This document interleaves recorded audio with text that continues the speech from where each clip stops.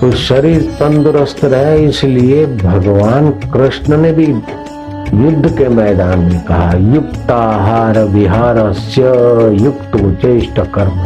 जब भी देखे तबियत ढीली है, ऐसा है वैसा है, वीकनेस है या प्रॉब्लम है या प्रॉब्लम आने वाला है, तो उसका चूर्ण फाँक ले। कितना सुंदर उपाय। इससे आंतों में जमा जो भी गंदगी है 11 दिन तक लगे।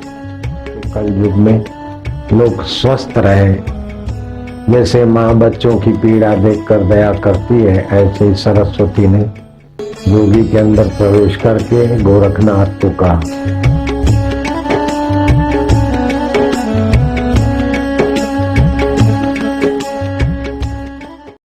सरस्वती माता ने देखा कि कलयुग आ रहा है, किसी जोगी के अंदर प्रविष्ट हुई और जो गोरखनाथ को कहा कि कलयुग में लोग स्वस्थ रहे, जैसे माँ बच्चों की पीड़ा देखकर दया करती है, ऐसे ही सरस्वती ने जोगी के अंदर प्रवेश करके गोरखनाथ को कहा कि साधक लोग, भक्ति के रास्ते जाने वाले लोग निरोग रहे और उनके साधना के विघ्न दूर हो, इसलिए मैं पुत्र तुमको उपाय बताती हूँ, उनका प्रचार करके लोगों को निरोगी रखना।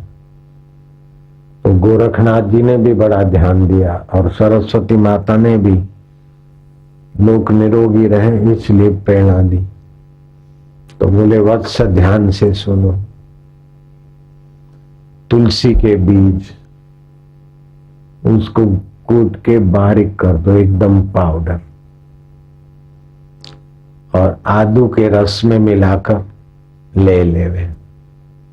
इससे आंतों में जमा जो भी गंदगी है 11 दिन तक लेवे, पेट के स्टमक प्रॉब्लम सॉल्व हो जाए। माँ बच्चों का ख्याल रखती है, सरस्वती जी ने मानव मात्र के भलाई के लिए। दूसरा उपाय बताया, शिव जी को बीले पत्र चढ़ाते हैं, वो बेल फल, उसमें फल लगते हैं बीले, बेल फल तोड़ ले, पक्के हो या थोड़े अध कच्चे हो या थोड़े ठीक ठाक सुंदर हो, एकदम छोटे ना हो और ज्यादा पके, ये कोई जरूरी नहीं है, कच्चे पक्के जो भी हो। बेल फल तोड़ लिया, पानी में डुबो दिया 3 दिन तक, फिर निकाल के 1 दिन बराबर सूरज के किरणों में उसको रखो। वो बेल फल श्रीफल होगा, श्रीफल सफलता देने वाला, निरोगता में, प्रसन्नता में। तो इसको तोड़ के कूट के पाउडर बना दे, पाउडर।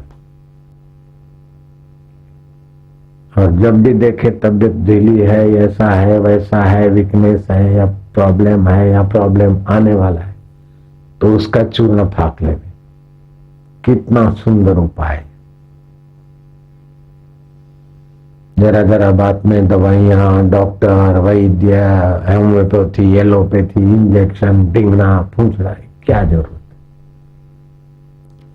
और इसमें भी 2 चीजें दूसरी मिलाने को कहा तो त्रिदोष नाश हो जाएंगे। ऐसे ही सीधा लेट के योनि को संकोचे, जैसे घोड़ा लीद छोड़ता है, जैसे योनि को अंदर करे, शौच जाने, लेटरिन जाने की जगह को, फिर विस्तार, संकोचन विस्तार, संकोचन विस्तार 50 बार 60 बार करें। इससे भी बहुत सारे रोग मिटते हैं, कब्जियत मिटती है और भूख खुल के लगती। और वायु की बीमारी, पित्त की बीमारी जुड़ती है तो हार्ट अटैक बनता है। कफ और वायु जुड़ता है तो फिर थोड़ा प्रॉब्लम हो जाता है और नस ब्लॉकेज बन जाता है। ये सब खुल जाएगा। अभी जो प्राणायाम करा उतना प्राणायाम रोज करो।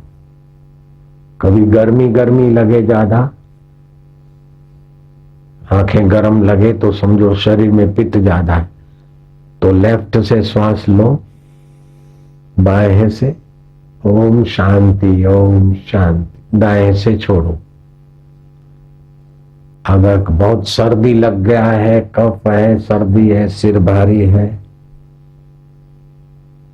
सर्दी लग गया, सर्दी है तो सिर भारी होता है, और गर्मी है तो बहुत गर्मी है तो सिर में दर्द होता है। कफ होएगा तो सिर भारी होता होगा, और पित्त होता होगा तो सिर में दर्द होता होगा। तो जब गर्मी से सिर दर्द हो तो दाहें से ले और बाहें छोड़े। आंखें जलती हो, और अगर कफ हो या भूख नहीं लगती हो तो दाहें से ले, रम रम रम रम मंत्र जपे और बाहें छोड़े, भूख भी लगेगी। हफ्ते में एक दिन उपवास रख, कड़क, कुछ नहीं, खाली पानी गरम, वार्म वाटर, थोड़ी सूट नाखे, वीकनेस लागे तो थोड़ी ग्रिप्स नाखी, जूस थोड़ा, बस जल्दी थे जाओ। हॉस्पिटल में नहीं जाना। अब कनाडा के हॉस्पिटल में एडमिट था ये, अब नहीं जाना है। अब यहां से हॉस्पिटल नहीं जाना, अपना बिजनेस संभालो, राइट। तो शरीर तंदुरुस्त रहे, इसलिए भगवान कृष्ण ने भी युद्ध के मैदान में कहा, युक्ताहार विहारस्य युक्तो चेष्ट कर्मसु युक्ता स्वप्न बोधस्य योगो भवति दुखा। ठीक ठीक आहार व्यवहार करो, न अति जागो न अति सो। रात्रि को देर से सोना ठीक नहीं। आपको सूरज, शाम को सूरज अस्त होते ही खा लेना चाहिए। जितना शाम को सूरज अस्त होता है ना, तो जैसे सूरज ढल जाता है फिर जठरा का पाचन तंत्र भी ठंडा हो जाता है, और जितना ज्यादा देर होती है उतना पाचन कमजोर होता है। और फिर देर रात को खाओ तो उस पर लोड फिर उसी वो पचता नहीं, तो फिर वो सब नाड़ियों में बीमारी बन जाता है।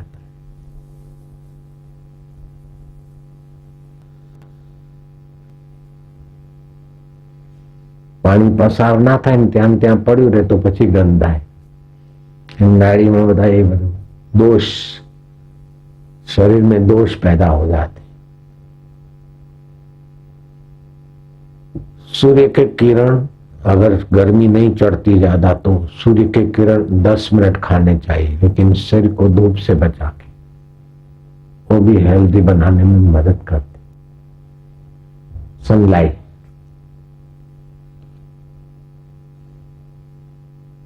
फिर तंदुरुस्ती के मंत्रों से भी आरोग्य का सीधा संबंध है। और मुझे रोग हो गया, मैं बीमार हूं, ये नहीं सोचना चाहिए।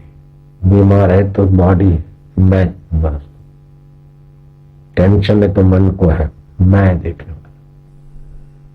भगवत प्रसाद से सारे दुखों का अंत होता है, और भगवत प्रसाद वही अपने आत्मा का सुख स्वरूप प्रसाद, ज्ञान स्वरूप है, चेतन स्वरूप है। रात्रि दिन भर इतना काम करते करते थक जाते, काम नहीं करते तो आराम मिलता है तो थकान मिटती है।